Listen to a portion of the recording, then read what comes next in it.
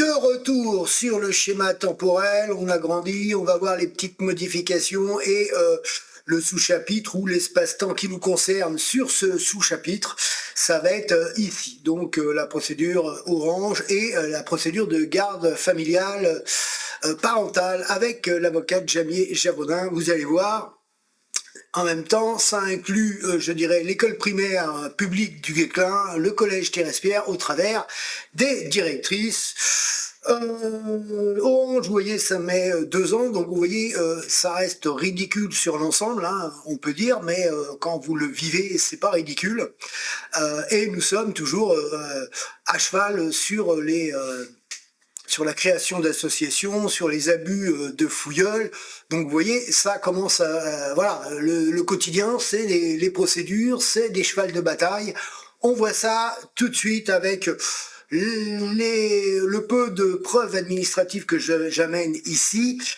Dans le futur, il y aura l'intégralité de tout ce qu'on ne va pas voir ici, puisque là, c'est juste un survol, comprendre, et on a les pièces clés qui sont les plus intéressantes à voir, pour bien, encore une fois, comprendre cette hypocrisie, cette discrimination de la classe dirigeante qui œuvre dans l'ombre et qui, je dirais, monte en bande organisée, je dirais, toujours pour nuire à une personne. Donc là, on arrive quand même sur une forme de harcèlement dans ces complicités de cadres.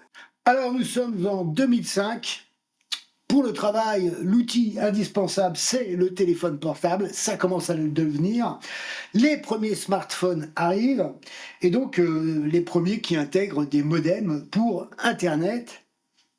Et comme je suis électronicien, je suis la technologie. La connaître, c'est aussi faire des économies de celle-ci en fonction de l'évolution grandissante je dirais, cette ingénierie. Et dans le travail de commercial, il faut l'ordinateur portable et il faut le téléphone. Donc, si je prends un téléphone comme celui-ci, c'est pour cette raison, pour pouvoir avoir, je dirais, Internet directement sur mon portable en étant à gauche ou à droite. Le problème, c'est que ça ne fonctionne pas et que pendant cette décennie, il y a eu des escroqueries, énormément d'escroqueries des fournisseurs d'accès Internet avec les datas. Donc les téléphones, ce qu'on vous dit pas, tout ce qui était caché, voilà. Donc il y a eu des centaines, des milliers de procédures aussi et des dizaines de milliers de citoyens qui ont été escroqués au travers de ces datas. Surtout par les Bouygues, les franchisés, ça arrivait moins chez Orange. Et donc c'est pour ça que le sarco-criminel ont imposé une loi plus tard sur le fait que vous deviez passer par des associations de consommateurs pour porter plainte en groupe contre les opérateurs. Voilà, c'est un moyen en plus de soutirer de l'argent, d'obliger une carte, hein, parce que pour être défendu par une association de consommateurs, c'est comme avec le syndicalisme, il faut la carte. Donc voilà, vous êtes sur le tri sélectif, hein, voilà. Donc imposer toujours plus. Pourquoi ? Parce que les tribunaux sont surchargés de toutes ces plaintes, de toutes ces escroqueries, voulues, encore une fois, c'est voulu dans leur système, parce que comme ils condamnent à rien les opérateurs, ils continuent. Ça va continuer. Et qui c'est qui fait du fric ? Les avocats, les huissiers. Donc on va voir ça, on passe tout de suite sur l'administratif. Alors, nous voilà avec les premiers courriers informatiques adressés à Orange, en plus des déplacements, parce que là on ne voit pas, hein, mais c'est déjà beaucoup de déplacements, même pas 10 jours. Après, tous les jours, je suis presque à Orange, donc il faut poireauter, il faut faire la queue, il faut se déplacer, donc on compte le carburant, tout ça.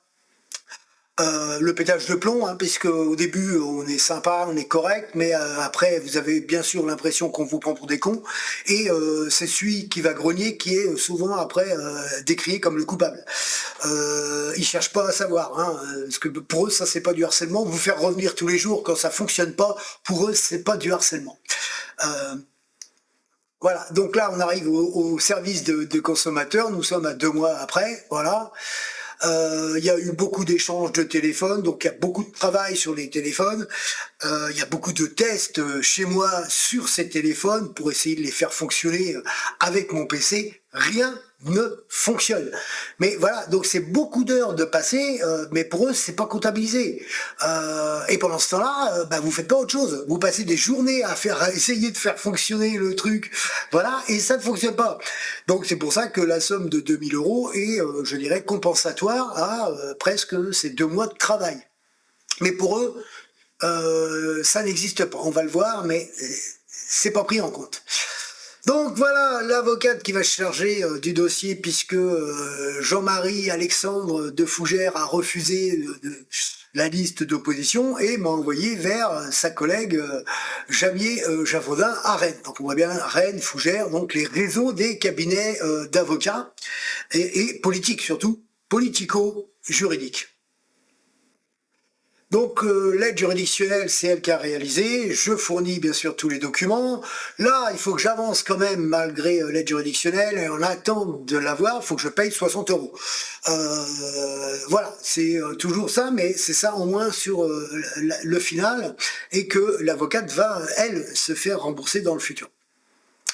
Ce qui n'est toujours pas dit. Donc ça c'est l'assignation et voilà. Donc il y a un travail de, puisqu'elle n'y connaît rien, je dirais en technologie, elle a failli refuser le dossier parce qu'elle n'y connaît rien, elle se dit incompétente en technologie, c'est pas du tout son boulot. Elle, bon, taper sur un clavier, sur un ordinateur, ça fonctionne, mais tout le reste, c'est nada. Hein, voilà. Donc je l'ai rassuré, je suis électronicien, c'est ma branche, je connais, et c'est réellement ça. Vous n'avez pas, je dirais, d'informatique sans électronique. S'il n'y a pas d'électronique, il n'y a pas d'informatique, c'est une logique. Voilà. Et en même temps, quand je lui amène le dossier, déjà, il y a le, comment ça s'appelle, j'ai eu gain de cause auprès du médiateur de la République, des télécoms aussi, par rapport à, parce qu'il reconnaissait que ça ne fonctionnait pas. Donc voilà, je fais les modifications et sur, hop, elle m'envoie la nouvelle version avec les rectifications qu'elle fait directement sur les documents administratifs qu'elle va envoyer. Donc là, j'ai mis juste la fin, hein, voilà, la liste des pièces. Donc tout ça, c'était tout ce qui a été balancé à la poubelle, hein, ce qui me servait plus, mais tout le contenu du dossier qui était quand même assez conséquent, hein, puisque ça représentait pas mal de travail. Et donc voilà, les courriers. Donc là, il y a un travail énorme de l'avocate parce que, bien sûr, pour la notoriété, c'est bien de gagner, je dirais, une procédure contre le géant Orange et les France Télécom. Donc elle a tout intérêt, c'est bien pour sa notoriété en tant qu'avocate. Donc elle m'envoie les conclusions. Je les mets pas là, vous les trouverez dans le futur, voilà.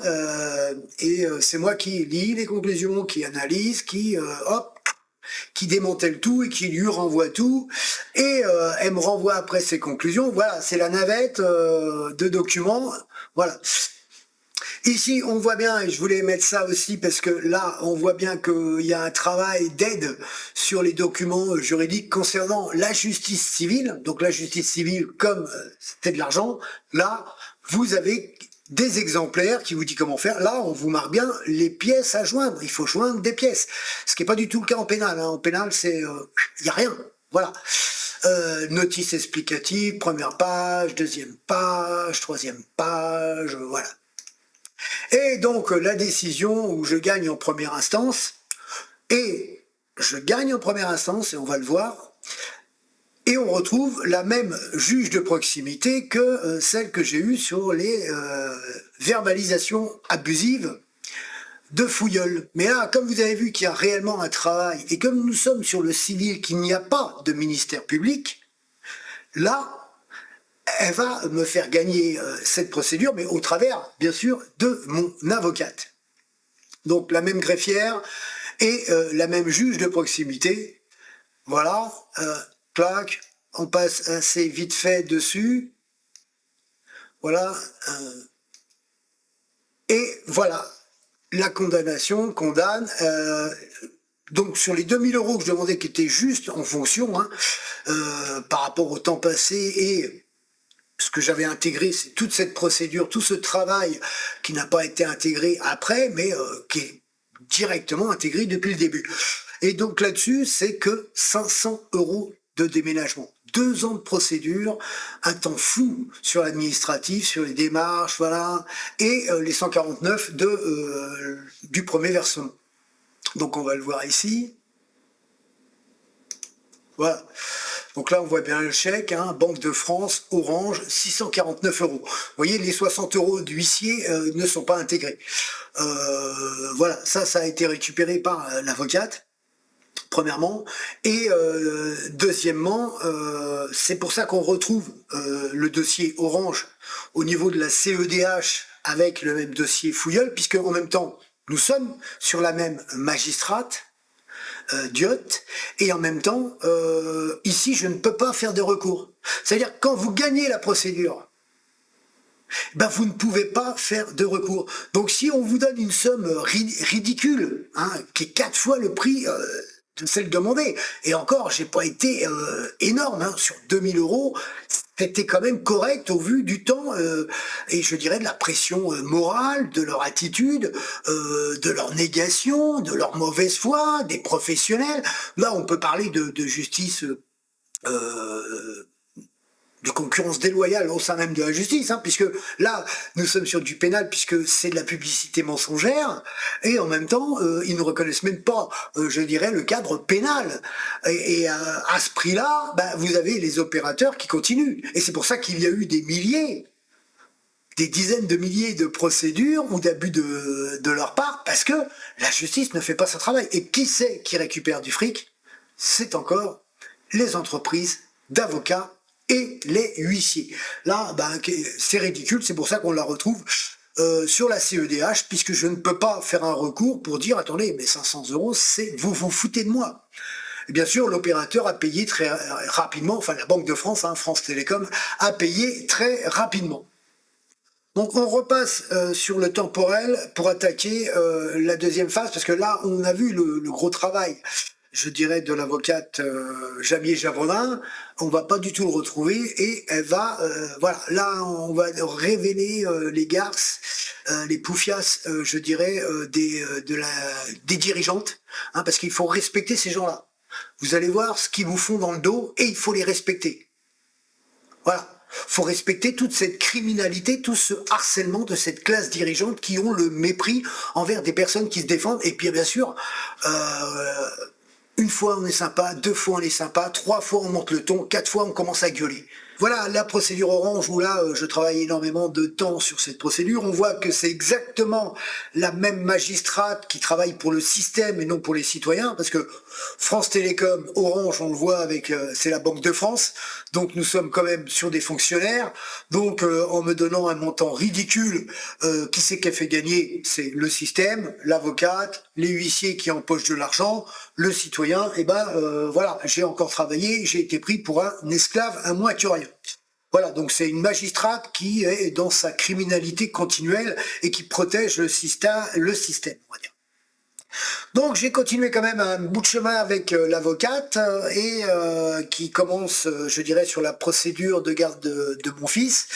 Donc devant la juge aux affaires familiales, elle est là, la première, au premier rendez-vous.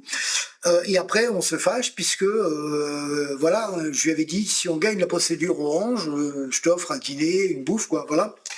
Donc je l'ai relancé 2-3 fois, et puis elle m'envoie chier. Je dis, bon, bah, écoute, si tu préfères me snober, m'envoyer paître juste pour une bouffe où on aurait pu parler des dossiers, bah, moi j'ai plus à travailler avec toi. Voilà, hein, ce sont ces mêmes garces des femmes qui ont le monopole administratif dans leur réseau relationnel, où elles considèrent les citoyens comme de la merde, un produit qui leur sert à récupérer de l'argent. Le reste, voilà, tout ce qui est commerçant, tout ce qui est avocat, tous ces gens-là, il n'y a pas de lien, il n'y a pas de copains, il n'y a rien. Vous êtes un produit qui leur rapporte de l'argent. Ça, faut le savoir. Donc voilà la procédure, donc avec elle, moi j'arrête, mais sauf que elle a fait un dossier d'aide, et comme nous sommes dans l'omerta de la finance, de cette mafia juridique, parce que bah, on ne sait pas, le citoyen qui utilise l'aide juridictionnelle, bah, on lui envoie pas de dire, voilà, la facture, votre avocate, elle a touché ça, elle a bénéficié de ça. Moi, les 60 euros de l'huissier, bah, je les ai pas vus, elle a pu les encaisser, elle dira non, mais bien sûr qu'elle va les encaisser, puisque c'est la Orange qui va payer, donc elle va tout mettre. Voilà, ça c'est clair et net. Donc Voilà, l'enquête sociale commence avec l'école primaire du Guesclin aussi, puisque il va interroger les directrices, donc une partie du collège aussi de Thérèse-Pierre, donc ce qu'on va voir. Alors pourquoi ça continue? Eh ben ça c'est le secret de la procédure. Et ce qu'on peut voir que sur cet espace-temps, eh ben aussi il y a le décès de mon père et il y a la création d'entreprise. Donc ça fait encore beaucoup de choses qui vont se superposer pendant cette procédure et vous allez comprendre pourquoi je n'ai réalisé aucun travail. La juge aux affaires familiales, ça commence en décembre 2006. Voilà, je trouve que l'arrivée au collège, c'est compliqué pour Jimmy, pour gérer tout, c'est de voir tout ça. On verra dans les détails un petit peu plus loin, mais sauf que moi, j'ai oublié que la justice était longue. Et donc ça, c'est un problème que j'avais pas du tout pris en considération, mais une fois la machine lancée, on ne peut plus l'arrêter. Donc, en début 2016, enquête sociale demandée par la juge aux affaires familiales, hein, donc décembre, mars 2007, c'est quand même assez rapide sur cette première étape. L'enquête sociale s'échelonne jusqu'au 15 mars, donc l'enquête sociale est volontairement, on va dire, bien longue, là. Hein, et donc là, c'est ce psychologue, et j'ai toujours pensé qu'elle m'aurait été favorable. L'enquête sociale, eh ben, j'étais bien loin du compte, de la vérité. Et donc, comme je me suis séparé pendant cette période de mon avocate, celle-ci m'a poignardé dans le dos, parce qu'aucun courrier, aucun document envoyé, rien, c'est le néant total. Vous voyez, j'ai fait l'action verbale auprès de sa personne et j'ai fait une action administrative au niveau du tribunal de grande instance. Voilà, j'ai dû faire un papier comme quoi je m'étais séparé de mon avocate. Est-ce que ça a été pris en compte pour l'aide juridictionnelle? Est-ce qu'elle a récupéré de l'argent? Je ne sais pas, puisque nous sommes toujours dans cette mafia, cette omerta financière de la justice. Donc en juin, il y a le jugement, donc j'ai bien vu qu'il allait m'être défavorable. Je commence bien sûr à grogner, donc un peu à gueuler.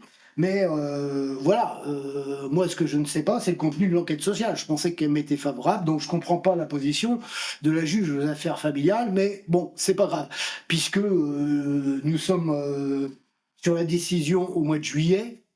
Et au mois de juillet, mon fils passe en quatrième, c'est déjà bien amorcé, donc ça sert plus à rien en fin de compte la garde.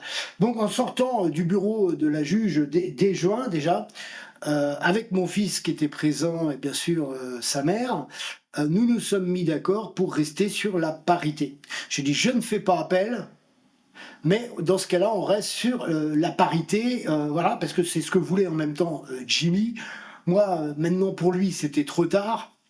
Et en même temps, comme j'ai compris que c'était trop tard et que c'était pas ses choix, puisqu'on avait déjà commencé à parler, l'orientation, c'était plutôt une orientation professionnelle dans le futur. Donc, j'ai laissé tomber cette affaire et j'avais strictement rien préparé. C'est-à-dire quand je suis venu à la juge juge aux affaires familiales, j'ai rien préparé, pas préparé de dossier, comme on a pu voir l'exposé, hein, où je rappelle, je dirais, le côté volage de sa mère qui part, qui revient, qui part, qui revient, enfin bref. Et donc, dans ce cas-là, j'ai consacré plus de temps sur la création d'entreprise qu'on va voir. En début d'année 2008, je perds mon père. Il y a aussi, dans ce cas-là, la juge des tutelles qui se rajoute par là-dessus. Voilà. Donc, ce qu'il faut savoir, c'est que je vais découvrir l'enquête sociale, son contenu, 5 ans après, environ.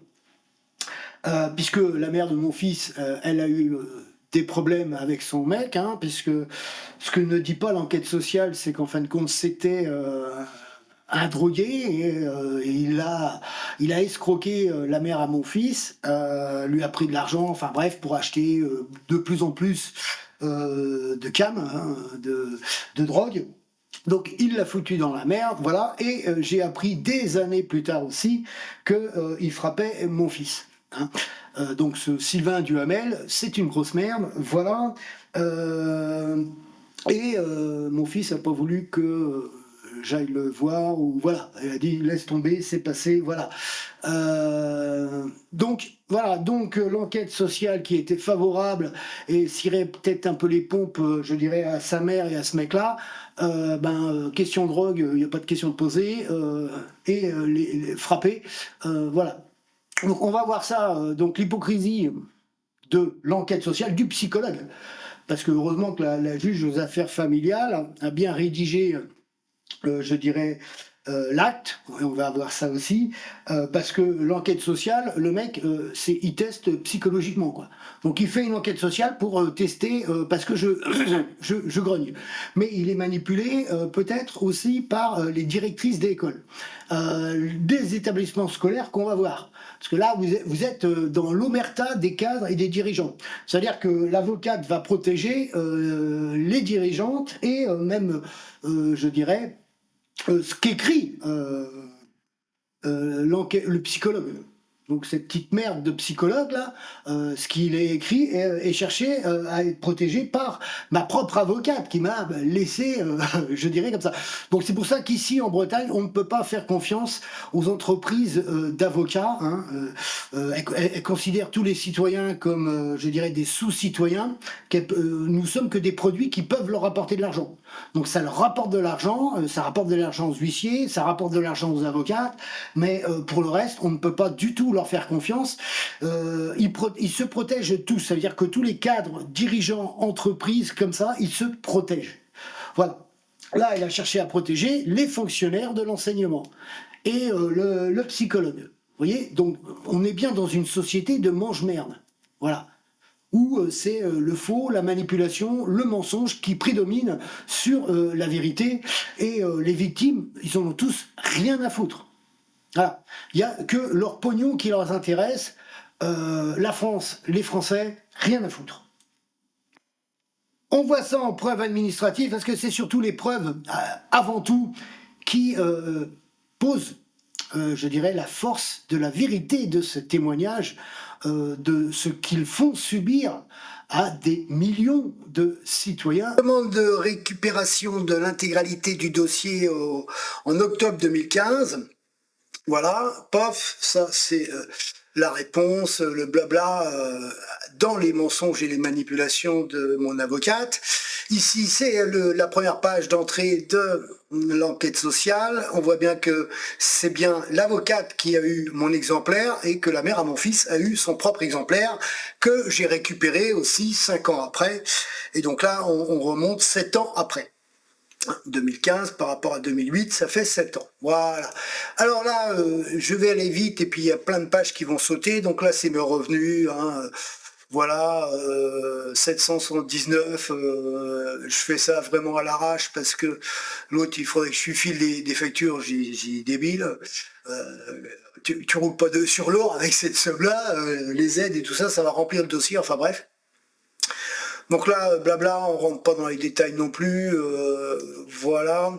Ça, c'est les revenus, je dirais, de la mère de mon fils et de sa petite mère, là, le Sylvain Duhamel. Vous voyez la différence de revenus. Eux, ils étaient en couple, moi, j'étais monoparental. Hein. On précise. Bien. Et donc, c'est la même période où, là, ils vont commencer à se séparer et il aura foutu ma mère... la mère de mon fils dans la merde, qui aura siphonné, je dirais, l'argent sur le livret A de son fils pour les dettes que cette petite merde a réalisées pour de la drogue. Voilà, tout en ayant frappé mon fils en fonction. Mais ça, c'est, vous voyez, c'est quand même des mecs bien. C'est voilà, c'est des personnes bien. Donc ça, on le voit. Alors ça, c'est le deuxième entretien. Bon, mon fils, je passe, c'est normal. Voilà, le pauvre... il est mis le cul entre deux chaises. Voilà, il dit qu'il préfère rester comme ça. Voilà. Donc là, c'est la petite merde du Hamel.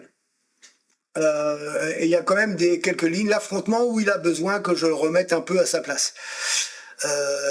Voilà, il remet mon fils à sa place, mais en lui mettant quoi, une gifle. Voilà, il n'y a pas de question. La drogue, là, il n'y a pas de question. Hein. Donc... mais Jimmy est un enfant qui ne se plaint jamais. Voilà, il est obligé de... Voilà, le pauvre. Mais enfin, il a bien encaissé, c'est bien. Encaissé. je veux dire le choc dans le final, voilà. La page 19, c'est la page manquante cachée par mon avocate. Hein, donc dans l'enquête sociale, la page 19 manque. Et nous voyons là la CPE du collège Thérèse-Pierre. Alors on va voir pourquoi plus loin. Et donc là, il nous parle d'un téléphone, oui, parce qu'ils ne comprennent pas le directeur. Quand j'ai voulu récupérer le téléphone, il a fallu que je lui dise que j'allais appeler la police s'il ne me rendrait pas le téléphone, parce que c'est une propriété privée et qu'il n'a pas à faire obstacle, je dirais, à une propriété privée qui ne lui appartient pas. Je lui ai dit, vous collez mon fils, il n'y a aucun problème, vous ne lui prenez pas son téléphone, il ne lui appartient pas, il m'appartient, c'est une propriété privée et nous en avons besoin. Vous savez que nous sommes des parents isolés, vous savez que nous sommes séparés et que c'est un outil, ce n'est pas pour le plaisir, c'est un outil de travail, le téléphone. Voilà, donc bien sûr nous sommes avec le pouvoir absolu d'un directeur qui n'aime pas que voilà, un citoyen, un parent d'élève lui tienne tête, donc il démonte le téléphone, balance la carte SIM d'un côté et me balance le téléphone. Voilà, vous voyez l'exemplarité de la morale, je dirais, de ces dirigeants de collège qui sont dans le totalitarisme, je dirais, dans leurs établissements. Voilà, le citoyen, le parent d'élève n'a aucun droit. Voilà, et quand vous vous déplacez pour aller chercher des documents administratifs, ils vont vous dire ah oui, mais ils venaient souvent. Oui, en fait, on a le droit de venir au collège réclamer des documents administratifs qu'ils sont obligés de nous donner. On va voir ça un petit peu plus loin.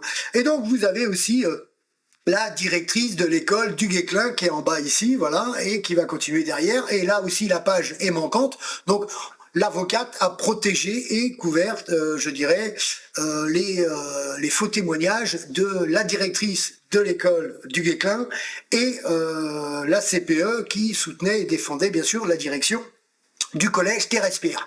Donc elle dit bien oui, Monsieur Prudent ne nous a pas embêtés en CP, CE1, CM1, CE2, et à partir du CM1, on l'a vu régulièrement à l'école, il critiquait tout, mais là, vous allez pouvoir lire, il ne parle pas du conseil d'école, il ne parle pas des parents d'élèves. Donc je suis dans ma légitimité, mais pour eux, non. Vous voyez et donc là, le psychologue va, je dirais, me charger à tout va pour prendre position et parti avec, je dirais, ces racailles de l'enseignement et de ces femmes, hein, parce que là on parle de femmes, hein, voilà. Attention, oups, je suis un homme. Analyse et conclusions, donc la première page, où là il va bien sûr me discriminer, il va utiliser certaines phrases mais sorties de leur contexte.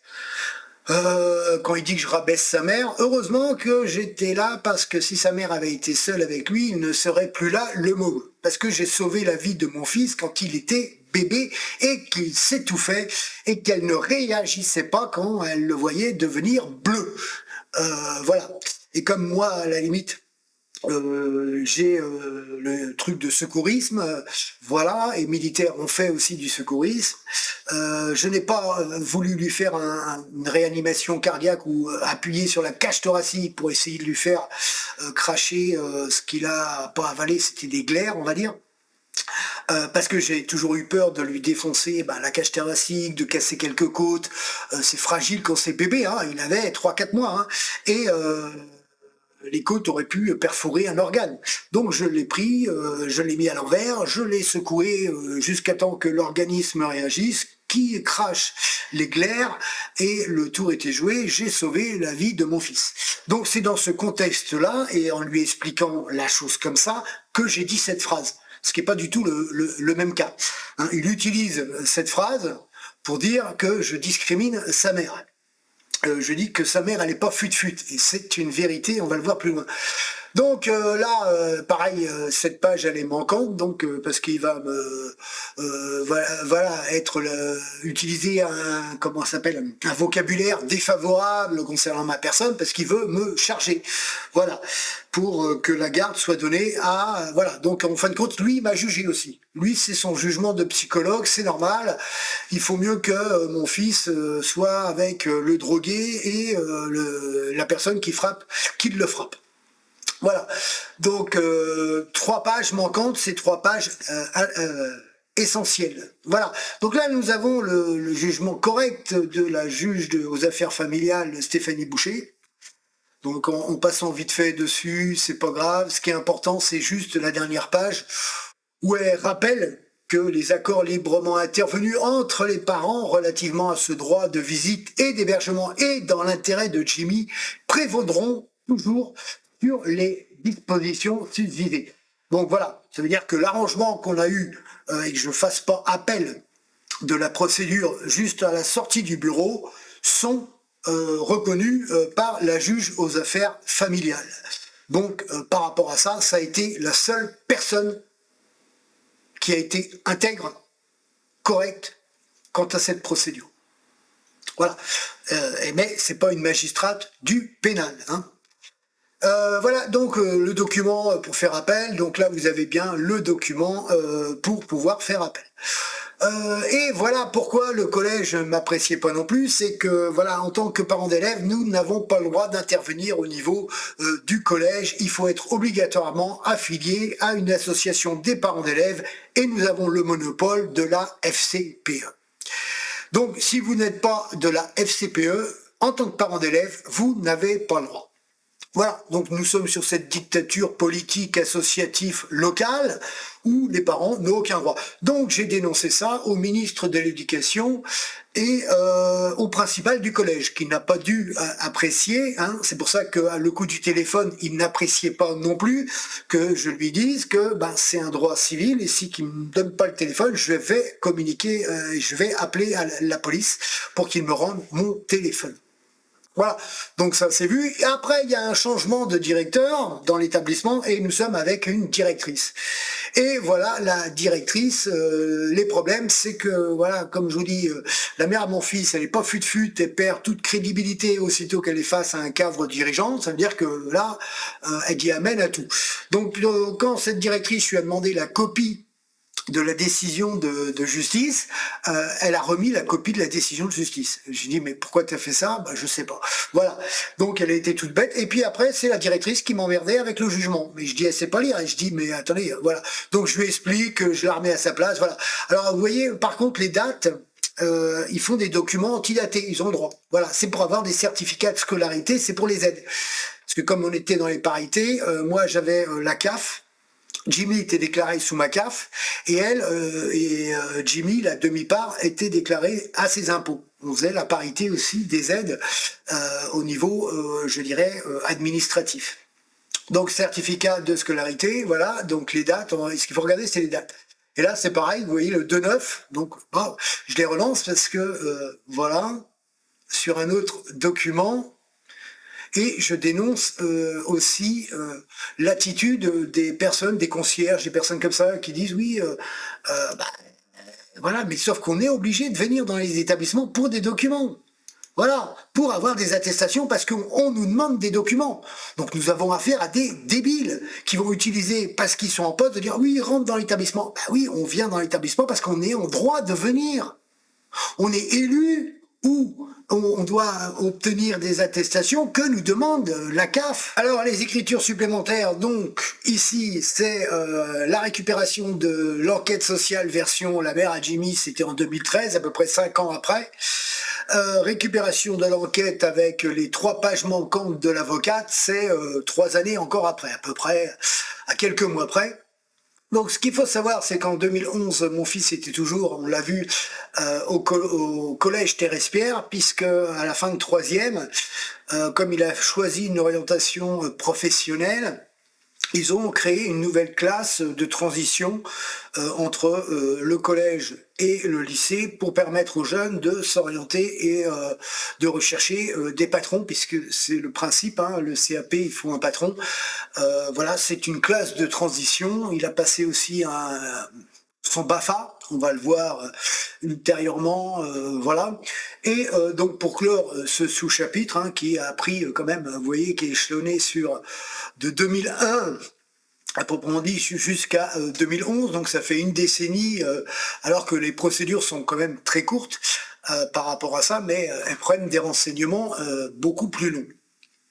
Alors le prochain sous-chapitre, ça va être la création d'entreprise, l'escroquerie que j'ai subie d'une offre d'emploi de la NPE, Pôle emploi maintenant, concernant Bouygues, tout ça. On va voir ça parce que ça va faire partie des procédures pénales concernant ma personne dans cette discrimination, complicité, on a pu le voir, de la classe dirigeante totale, hein, puisque là...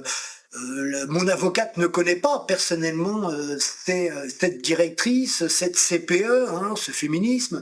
Elle ne connaît pas personnellement le psychologue, mais voilà, c'est plus fort qu'eux, c'est voilà leur racisme sociétal envers les citoyens qui les dérange.